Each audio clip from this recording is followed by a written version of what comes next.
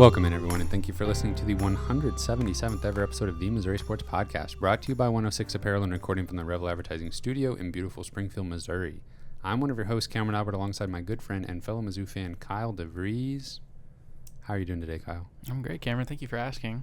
Oh, no problem. Did a nice job of that on that intro. Oh, thanks. Done it a few times now. Oh, yeah. I don't even have to look at my paper anymore. Really? I don't even have to write it down. Wow. Yeah. Nice job. I just write down welcome in, so I just remember how it starts.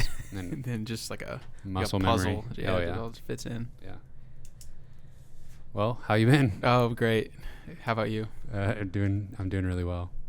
What do we have to talk about this week? There's more transfer news. It's football off season, so that kind of stuff is all in the news right now. More coaching reshuffling on the football team. We'll talk about that a little bit. And then it's kind of a roller coaster with the basketball team. So we will, I guess, try to figure out, is this team actually good? Maybe, probably not, but we'll try to figure it out. But before we do any of that, don't forget to subscribe on YouTube. Check out our Patreon page where you can support us directly, patreon.com/Missouri Sports Pod. We have a Patreon supporter named Daddy JD, and congratulations to him because he took home the championship in the first ever Missouri Sports Podcast Patreon supporter exclusive fantasy football league. Who was like, was it Ben that was like Yes. dominating the entire season? Yeah. And then gets to the championship game and JD just took it away from him. Snatched it right from him. Yeah. Congratulations, Daddy. You persisted through the season, and you were the best when it mattered. It's a marathon, not a sprint. Ben, I'm sorry it had to end that way. You had like one of the best fantasy football teams I think I've ever seen in my life, but that's how it goes. So we promised everybody there would be a prize for the champion. So JD is getting a $50 Tiger Team Store gift card that we'll be sending to him digitally. He doesn't even know that's coming yet. So maybe he'll find out by listening to this. Merry Christmas. We will send that his way. And so keep an eye out next football season. You're going to want to join that and potentially take home a nice prize like that yourself. I'm talking to you, Kyle. I could only hope to do something like that someday. Let's jump into some news. We talked about the transfers coming into the Mizzou football program to some extent last week. So we're not going to talk about each of these guys in depth. There were a few players that we weren't sure if they were coming to Mizzou yet. And now there are some players coming that are kind of surprises that we didn't really hear much about until they announced their commitment. So we've basically already touched on Drayden Norwood, the defensive back from Texas A&M, Jaden Jernigan, the defensive tackle from Oklahoma State, and Joseph Charleston, the defensive back from Clemson. Anything to add on the three of them? Look like some contributors there on the defensive side. Yeah, Jernigan for sure will be most likely a starter, defensive tackle. Seems like it. Then we did talk about Nathaniel Pete, running back from Stanford, but that was a little bit more speculation at the time, but now it has been confirmed he is coming to Mizzou. He was kind of a kickoff, special teams specialist at Stanford, really, really successful in kick returns. So that's obviously something that we hope he will bring to Mizzou, but also no reason to think he won't be involved in the running back rotation as well. Yeah, when you think about obviously what Missouri has in the running back room after Tyler Beatty, there was talent there, but it didn't really seem like there was anybody that was kind of a go-to guy in that room. So it's definitely wide open for Pete to come in and compete for the – wow, how about that? Pete compete. Nathaniel Pete is going to compete. Yep. Anyways, I do think that he could maintain some of those kickoff duties, but maybe do kind of a Marcus Murphy where he's returning and also maybe getting some running back carries. So he's a great athlete, though, very fast, powerful runner. So I'm excited to see what he can bring. Originally from Columbia, Missouri, Yes. Formerly teammates with Martez Manuel. Correct. It's a little bit of a reunion there. Then this kind of came out of nowhere. Former Missouri Tiger Dylan Spencer is transferring back to Mizzou. He previously transferred from Missouri to Jackson State, and now he's back, folks. Yeah, that was definitely a surprise. Was Dylan Spencer coming back? I think he did the Jackson State thing before. It was cool. Yeah. And but he also lives in Mississippi. I think that's where he's from. So it became too trendy. And he's like, now I'm out. Yeah, exactly. But he played some meaningful snaps as a freshman for Mizzou on the offensive line. So obviously a guy that's very capable of coming in and getting some good playing time immediately. Okay, then another one, Tyrone Hopper. He has played both the defensive end and pass rushing outside linebacker in his time at North Carolina, and he is transferring to Missouri. I think the graphic that that the team posted said defensive end. Correct. But I don't know. He seems versatile. He can probably, play stand-up, edge rush, defensive end, or slide back into that outside linebacker position, which it's nice to have that flexibility. Yeah, for sure. Really all these guys, when you're looking at upperclassmen, especially like transfers, you just expect these guys to potentially come in and play right away. And I would definitely expect that from Tyrone Hopper too. I mean, it does seem like our defensive ends are maybe a little more plentiful than other positions. So, I still think we desperately need another linebacker. We desperately need another tight end, but it definitely doesn't hurt. This guy has been in college football for a very long time. I think he's in his 6th or 7th year as a college football player, which is almost unbelievable. Yeah. So Power Mizzou tweeted an interesting nugget that he committed to North Carolina before the start of Gary Pinkel's final season coaching the Missouri Tigers, and now he will be playing for Missouri. Not under Gary Pinkel, not under Barry Odom, but under Eli Drinkwitz. In his 3rd season. Yeah.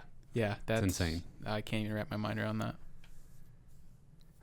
Then one last name, Bence Polger, a offensive lineman from Buffalo, is joining the team. Yes. So, as many people as we can add to the trenches on either side of the ball, bring them on. Yeah, he plays center, so very possibly could be the replacement for Michael Maietti. And, Michael Maietti was the greatest possible transfer you could possibly imagine. He played 2 years, obviously, with his COVID year, and was, 3rd team All-American this year or something? That's just absolutely wild. So that was about best case scenario that you could ever hope for a transfer. But obviously, so those are big shoes to fill. But I would also think that Connor Tollison could factor in there at center. So probably Tollison and Polgar are looking at the center position for next year. Man, if he could even come close to what Michael Maietti contributed in his 2 seasons, that would be incredible. And then I mentioned a little bit of coach reshuffling. So Mizzou is adding former Texas State offensive coordinator Jacob Peeler. He will be now the wide receivers coach at Mizzou. And Bush Hamden, who is already on the staff, will now be solely the quarterbacks coach for Missouri. So backing up a little bit to Peeler, he, like I said, Texas State offensive coordinator most recently. Before that, he did coach at Mississippi State, and he is considered the coach. He was the wide receivers coach when they had DK Metcalf and Brown, for Tennessee. AJ Brown. Elijah Moore. Yeah, he actually recruited Elijah Moore to Mississippi State. And the tweet that I saw that was kind of introducing him to the Mizzou fans on Twitter said that he is known for his recruiting acumen. So that sounds really good. That's a pretty nice list of wide receivers that he worked with at Ole Miss. Yeah. My gosh. Yeah, and he was like the lead recruiter for Moore at Ole Miss. And I think he like got co-offensive coordinator added to his title at Ole Miss before going to Texas State. And so, yeah, it looks like, I don't know, interesting. I don't know. He's probably getting a pay increase coming to Mizzou, but maybe a downgrade in actual title from OC to wide receivers coach. Get to work with a guy named Luther Burden, though. That'll be good on a resume someday. Yeah. That sounds good to me. I think that's great. That's a great hire. I also love the move of Bush Hamden moving to QB coach. Obviously, I'm sorry if you may have gone into this a little bit. I wasn't listening super closely. No, you got it. I think that is great because it takes some of the responsibility away from Coach Drinkwitz. He was the quarterback coach before in his first 2 seasons. So, we've talked about it a couple times. Sometimes there's maybe mild concern about Coach Drinkwitz and all the things he's managing at one time. He's calling the plays. He's the quarterback's coach. He's the head coach. Right. There's a lot on his plate, and so any of those kind of smaller duties that we can pass off to somebody else that he doesn't have to worry about, in my opinion, is a big win. Yeah, this makes perfect sense. I mean, a lot of fans were calling for him to hire an actual offensive coordinator to actually take the play calling duties. That seemed unrealistic, just based on how Drinkwitz operates. It really doesn't seem like that's something he intends on doing anytime soon. But this is like the next best thing, maybe in the eyes of some of those fans that wanted him to, take a little bit off his plate. And it makes sense to me. I'm fine with him maintaining the OC role. I mean, I think he's a young head coach. He's gonna kind of figure out some of the. I mean, he's still. I think, in my opinion, he's still learning how to be a good in-game coach, and I think he'll figure that out as we go, and it'll slow down for him. Yeah, I agree. Now we are losing a coach. It's been a little bit of a revolving door, honestly, in Coach Drinkwitz's short time at Mizzou so far. A lot of assistants and position coaches getting hired away to other programs, and Coach Fletcher, the defensive backs coach, is leaving Mizzou for Arizona State. Same position and everything.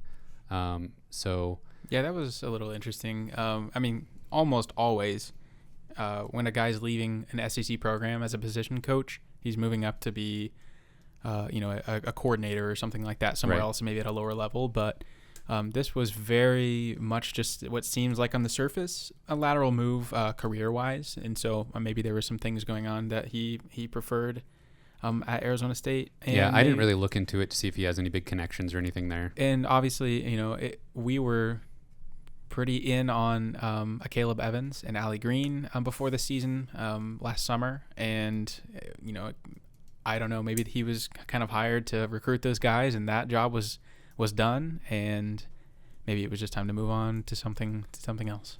Yeah, I mean, that's not unheard of to put a guy at give a guy a position coach job with great connections. Yeah. And obviously he was a good position coach regardless. Right. I think he's a good coach. Yeah. Don't get me wrong. He wasn't hired just because he could connect us with those two guys. But if you're looking at a few different candidates and one of them has a good relationship with two guys in the transfer portal that could come in and start for your team, might as well go with that guy. Yeah. And then last bit of football news, the early enrollees are on campus. And, of course, that includes the man himself, Luther Burden. They are starting classes, and they're going to be involved with the football program as soon as spring practices start. That's very exciting. February 25th. Basically just an excuse for me to say the words Luther Burden. Yeah. February 25th, I believe it is the first spring practice, and then the spring It's a cold game, spring. Yeah, spring game is like March 19th or something like that. That's what I heard. Seems early. Seems really early. It's normally like mid or to late April, so. I probably can't come early enough considering the other main revenue sport and how it's going lately. It's going great. We just beat Ole Miss, dude. Whoa, now that you mention it, that's the next thing we have to talk about. Mizzou basketball. Actually, we're going to back up a little bit because the most recent thing that happened that we haven't talked about was the absolute massacre that happened when Mizzou got blown out by Arkansas, 87-43.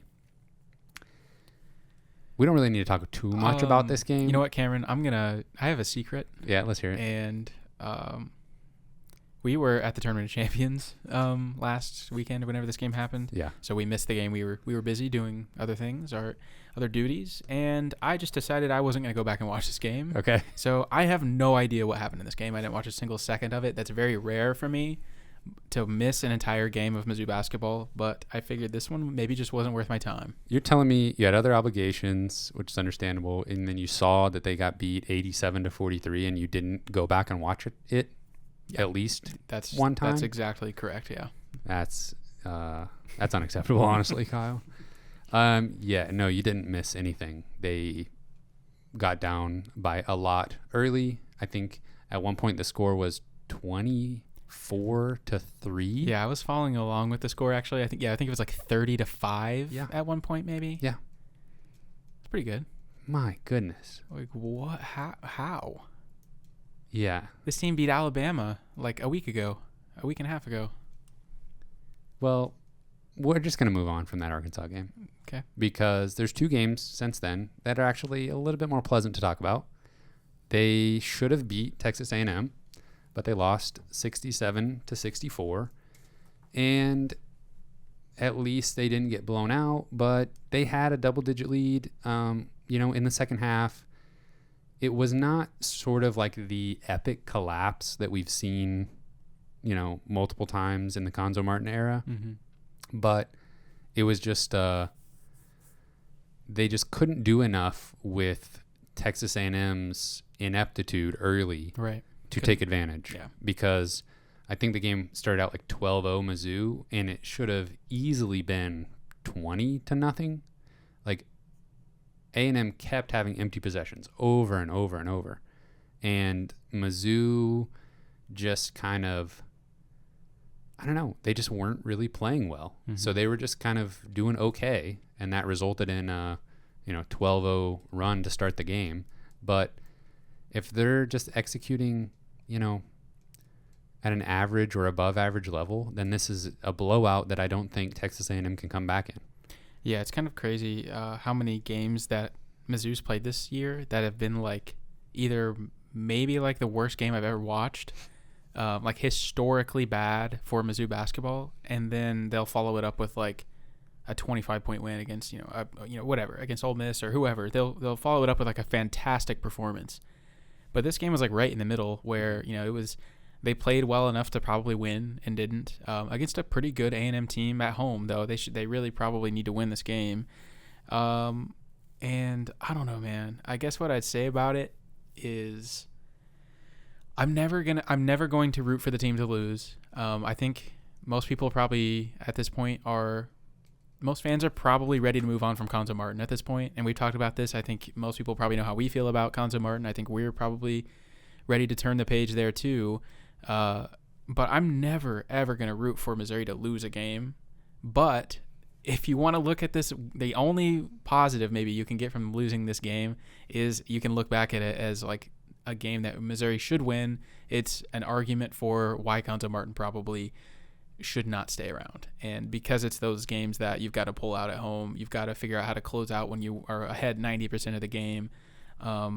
It's just something you can point to and say, that game has to be a W. And I don't know. Yeah, no, I completely agree. I mean, it is a weird feeling. Like, there's some Mizzou fans that, like, at the first sign of a coach struggling, I don't know, I think maybe they want to, and it's probably not just Mizzou fans, obviously, sports fans in general. I don't know, maybe they never really bought in to a certain coach. I feel like there's fans that just choose to not buy in with a coach until they like do something incredible, blow them away. Yeah. And those fans are just kind of always waiting for it all to unravel. And so they've never bought in. They're ready for a coach they can buy in on. So when it starts to go bad, they just want it to go as bad as possible so that we can move on as quickly as possible. And that results in literally rooting for them to lose. Yeah. I mean, I can understand just making it a very clear-cut decision whenever that time has come. I mean, and that's like, in a vacuum, like, understand where that type of person is coming from, but it's too, I mean, that's like how you would act in like a video game or something where nothing matters and you can just tank and like there's no actual consequences. But in the real world, that's just not realistic. Right. Winning is still the best thing that can happen. Right. And there does come a point, and I feel like for you and I specifically, it's going to be later than maybe the average fan, where we're going to get to a point where it's like, okay, this team, there's a record that this team could have at the end of the year that would actually be, you know, seen as a decent season that could actually be detrimental to the long-term success of the program. But at the same time, if you're talking like that, then you're kind of trying to predict the future a little bit. And who's to say if they turn this season around and it's deemed a success by the athletic department or whoever, and they decide to keep Gonzo around, maybe that would be the best thing for the program. Really doesn't seem like it right now. So as far as I'm concerned, I'm going to be treating the season like the best thing for the program is to have a new coach next year. Mm-hmm.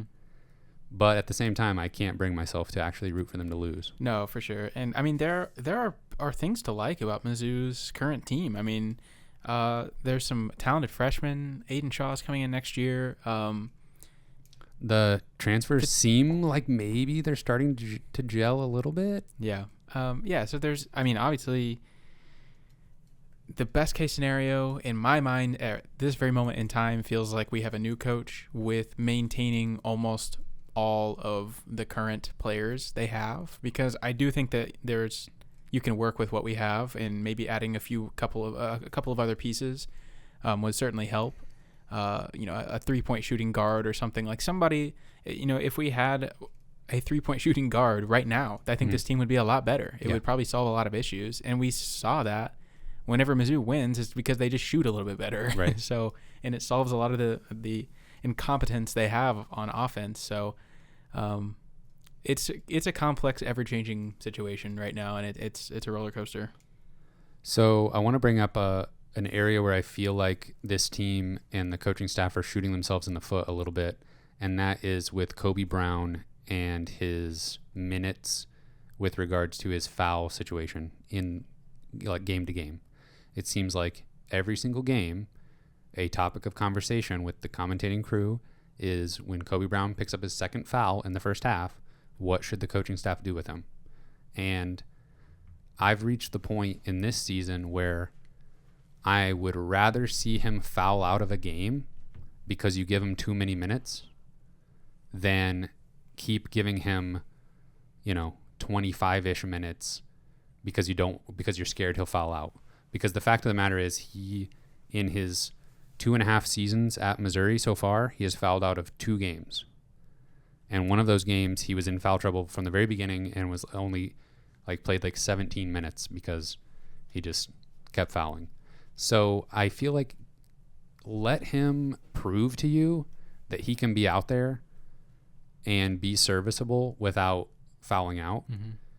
And we're not in a situation where him fouling out of a game because you left him out there too long is going to derail the entire season. So I'd say just give him a shot of playing through foul trouble and see what happens a few times, because I'm tired of him being on the bench more than he should be.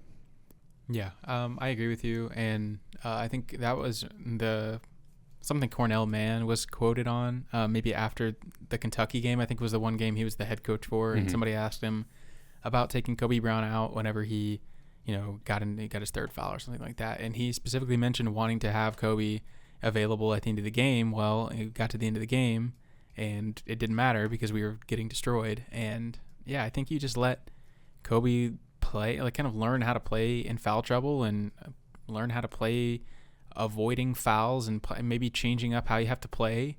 In order to do so, I feel like that's valuable for him to be able to learn how to do that. And he just gets yanked every single time he gets his second foul. I don't know. Yeah, you're eventually going to put him back in the game with 2 fouls, mm-hmm. and he's still going to have to play without fouling, mm-hmm. or else, then you're going to be looking at a game like where he fouls out in 17 minutes. Like he has already shown he's capable of doing that to some extent, because he's not like constantly in foul trouble, but I feel like the staff is overthinking it a little bit maybe and being like worried about it prematurely or something. I don't know. Well, at least when he goes out, Jordan Wilmore gets to come in. That's thankfully not true. Yeah. Has Jordan Wilmore played the last couple games? I don't think he has. No, I don't think so. Trayvon Brazil, kind of the rise of Brazil has been really, really nice with not having to play Wilmore at all. Yeah. I mean, I feel like we've talked about it a couple times now, but obviously not offering a ton on offense, but I'm okay with where he's at on offense for a true freshman. Having only played, 10 games or so now at the college level. Mm-hmm. And with what he brings on defense, then you just have to have him out there as much as possible. Yeah. Like I don't have I'm going to try to find like the Mizzou freshman single season blocks record, but he's got to be headed towards that. Yeah. His ability to block shots is unreal. Yeah. And just having that kind of back line defense, honestly, that helps Kobe Brown a lot when he maybe is in foul trouble. He doesn't have to feel like he, has to sell out with his defender on every play if you got a guy behind you that can clean things up a little bit. Mm-hmm. And statistically, Brazil is one of our better 3-point shooters. Yeah. Like very low sample size, but I think he's like 4 for 9 from 3 or something. Yeah, I think you can maybe more easily than anybody in the roster, you can see the potential for Brazil and how he can be dominant potentially in a season or two whenever he gets really comfortable. And I don't know. He's going to be really fun to watch, and I just pray to God he sticks around if there is a coaching change. Yeah. Let's see here. So we lost to Arkansas and Texas A&M, but then a huge bounce-back game, just kind of out of nowhere, on the road at Ole Miss. Ole Miss, not a good team. 119 on Kampom now. But Missouri just cruised to a win, 78-53. It got a little bit closer than that towards the end, but Missouri just pulled away. And most on the back of Amari Davis's perfect game, 10 for 10 from the field and 3 for 3 from the free throw line. He had 23 points. Yeah, I mean, we've talked about this season. At some point, the season's felt so lost that we were just like, just let the young players play. It doesn't even matter. I don't even care. Just let the young players get experience, because that's the only positive we can get from this season.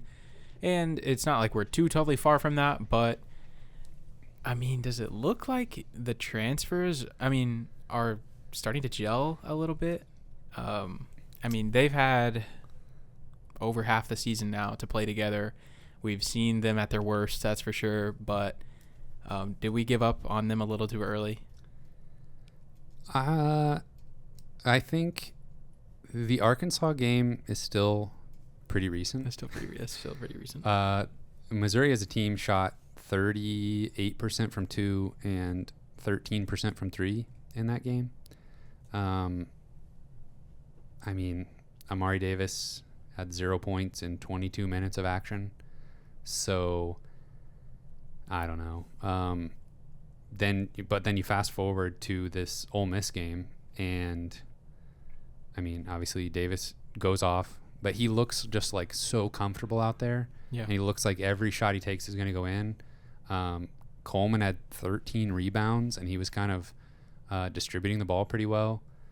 Arani DeGray has been efficient the last couple games when he's been on the floor. So if we can just not get blown out by 20 plus points in the next 3 games, then that'll go a long way for me feeling like the transfers are starting to come together a little bit and have some hope down the stretch that maybe Missouri can upset a team or two. Yeah, Missouri only took 7 3-pointers in this game, went 4 for 7. Boogie Coleman had 8 points, 13 rebounds, 7 assists. Yeah. So I think I saw somebody on Twitter said he kind of had a Drew Smith kind of game. Yeah. Just filling the stat sheet. I do think that maybe we gave up on them a little bit too early. I don't think that. I mean, they're not going to be like great players. Missouri, I don't think they're going to be. Missouri's not going to be great while these players are here necessarily. But I don't know that there is. This team maybe not be as totally bad as we thought maybe at one point. It's just the roller coaster thing, man. I don't know. It's like they kind of reel me back in, and then all of a sudden they lose 40 points. So I just don't really know what to make of it anymore. Well, I do still think that a lot of Mizzou fans are stuck thinking that a bad program, just like your run-of-the-mill bad basketball program, is what we experienced in the Cam Anderson days. Like, that's like a floor, that's like an acceptable floor for a program. Now, you listeners, I know you're thinking, no, there's no way I would think that's acceptable. But remember that we should not be comparing any other coach or any other year to anything that happened under Kim Anderson. Like, the Kim Anderson days are so far below what the floor should be for Mizzou basketball that it should be basically be disregarded as far as like statistically speaking. Yeah, just like comparing a season under any other coach to Kim Anderson days, if you're doing that at all and saying that it's like even close to as bad, then it's really, really bad. Before the Kim Anderson era, this type of season and a couple of the other seasons that we've had under Conzo Martin are the floor for this Mizzou basketball program. I mean, you don't see years much worse ever than when you're losing to 300 level Kampom teams and you're going to struggle to be above the bottom 4 teams in the SEC. Like, we shouldn't really be having conversations about trying to avoid the play-in game in the SEC tournament. But unfortunately, we've been there a few times recently. So, I don't know. I just feel like when talking about this squad and whether they can be successful at Mizzou, I think for me personally, I sometimes have to recalibrate what I see as a success, because for some reason I start to think that, like, well, this isn't as bad as the Kim Anderson days. But that's not necessarily a good thing. It just being better than that is not saying much, obviously. So I don't know. I think the transfers obviously show potential. It's rare that they all figure it out on the same night, but they did it against Alabama. They've now done it against Ole Miss. But your run-of-the-mill bad Mizzou basketball team should be able to upset a few teams along the way. Mm-hmm. Brazil had 2 more blocks in the Ole Miss game. His timing and just like jumping ability and his wingspan is ridiculous. Yeah. That's he could be a special shot blocker for years to come. Mizzou's Kampom rating has been just going crazy. Yeah. So it was 161 before the Alabama game. Got a big win. It went to 149. Then after the loss to Arkansas, it went to 171. And then now after the Ole Miss game, it's 137. So it has been going back and forth like crazy. It's volatile. Yes. The offense is at 181. The defense 116. So still pretty bad. Before we talk about the upcoming games, I guess an easier way to think about the team maybe is this team closer to the team that blew out Ole Miss on the road? Or is this team closer to the team that got blown out by Arkansas, do you think? That's a really good question. You're not allowed to say they're the team that almost beat Texas A&M but didn't. Honestly, well, I mean, I really didn't watch the Arkansas game, so I can't honestly even say what happened in that game, but I still feel like that may be my answer, that they're maybe more inclined to be closer to that team. They still are awful at shooting most of the time. If they commit to shooting like single-digit three-pointers every game? I mean, did we see a kind of strategic change that might continue going forward. I don't know. That's got me a little bit optimistic, I'll be honest. Yeah. They shot 64% from 2 against Ole Miss. Yeah, that was unreal. And a lot of that was Amari Davis and his kind of uncanny ability to score in long 2 type situations. I feel like he made a couple of long 2s that were almost 3s if he took like one step back. But he's got to keep doing that though. He's got to keep when he's in rhythm. He's comfortable with those 2-point shots. He's got to just keep firing them. Yeah, I don't know, man. I mean, I really genuinely feel like they're just like right in the middle of those performances. And I knew that you said I couldn't say that, but that's kind of how I feel. Pick one. I guess I'll say there is more like the Arkansas game. Yeah, just because the shooting is so unreliable. Yeah. I think I agree with you. And obviously, I think that they could definitely prove me wrong. I wouldn't be surprised at all if they gelled though, and kind of just have a better second half of the year than the first. And obviously, that's not saying a lot, but I think they can improve.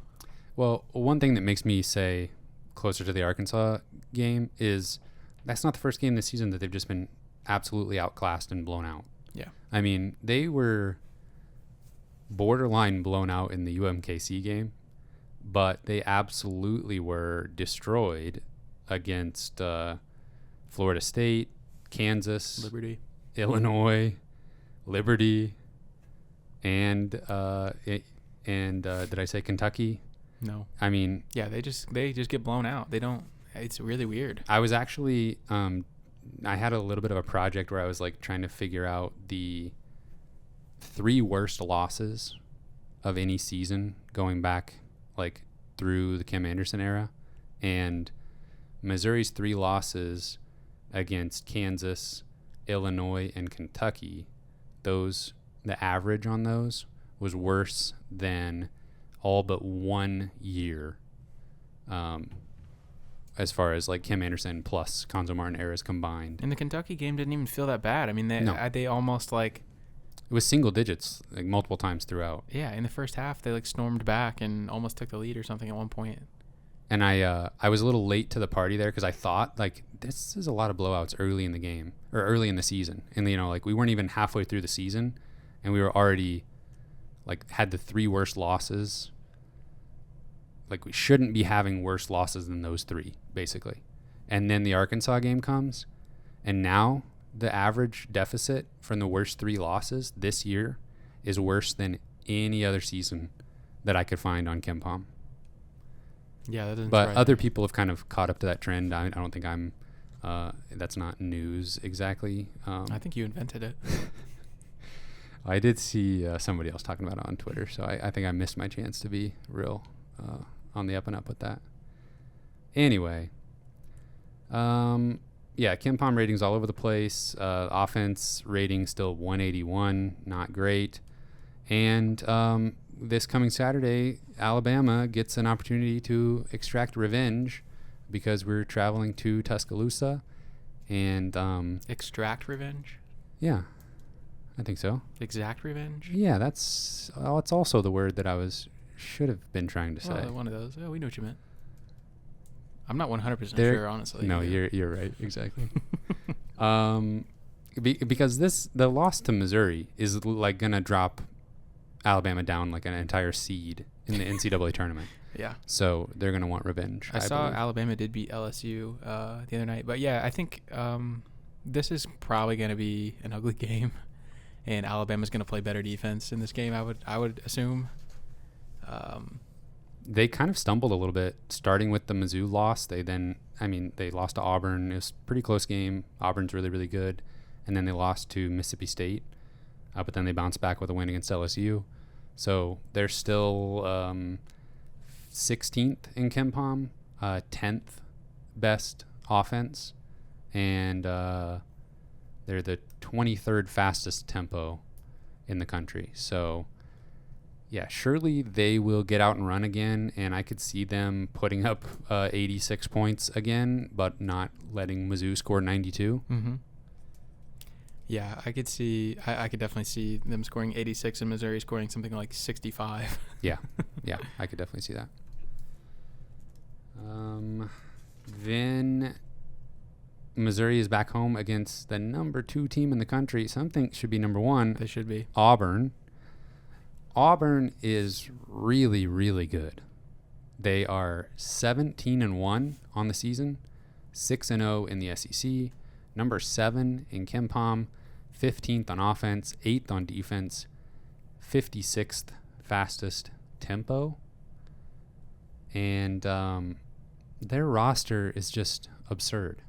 So they've got maybe the best freshman in the country in Jabari Smith.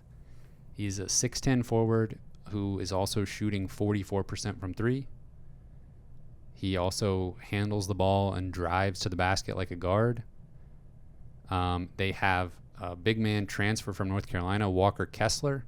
He's shooting 73% from 2 and is the best shot blocker in the country. He's 7'1". Better than Brazil. Yes. They're gonna have like a block off. They Block party. are gonna have a block party. I would say that Kessler will come out on top of that. I think Kessler will block Brazil a couple times, honestly. It probably won't happen the other way around.